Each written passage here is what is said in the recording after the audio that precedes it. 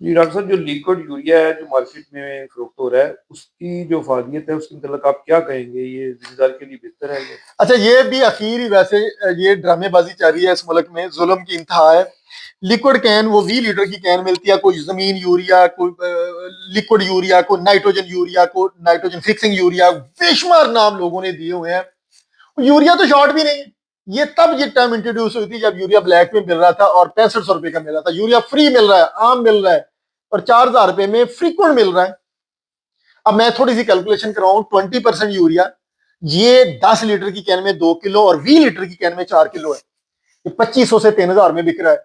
वो 2500 से 3000 की बात करें, 600 से 700 रुपए किलो ये नाइट्रोजन मिल रही है, जो लिक्विड नाइट्रोजन, जिसको 20% की कैन में भर के लोगों को बेवकूफ बनाया जा रहा है कि ये एक बोरी यूरिया को रिप्लेस कर देगा। कभी भी पॉसिबल नहीं है।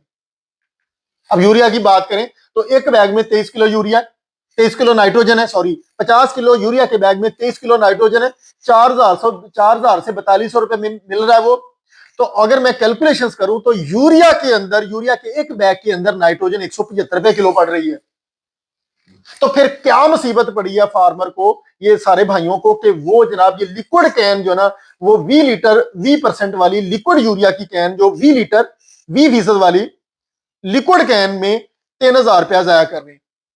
वैसे ना वे ये दुनिया में कहीं नहीं हो रहा। जैसे मैं कहता हूं ये पाकिस्तान ही है जहां पे कुछ भी हो सकता है। फार्मर को अवेयरनेस ही नहीं है, बेचारों को बताने वाला को बंदा ही नहीं है, या वो सोचते नहीं है, या वो बड़े दानश्वर या यूट्यूब है उनकी बातों में आ जाते हैं। 600 रुपए किलो वाला नाइट्रोजन आप कैसे इस्तेमाल कर सकते हैं, जबकि मार्केट में फ्रीक्वेंट 175 रुपए किलो मिल रहा है, 250 रुपए किलो मिल रहा है। तो फिर आप लिक्विड खादों पे ना जाएं। ये लॉलीपॉप है, जमीन की तबाही है, लोगों को बेवकूफ बनाने के लिए है, पैसे का ज़िया करने के लिए है, और कुछ भी नहीं है। और सबसे बढ़कर ये जमीनों की तबाही भी है। इसमें तेजाब वगैरह ऐड किया जाता है, वो तेजाब सॉइल की तबाही है। लॉन्ग टर्म बेसिस पे वो हिडन लॉस है सॉइल का, जो मैं ऑफन कहता हूँ कि जमीन की तबाही।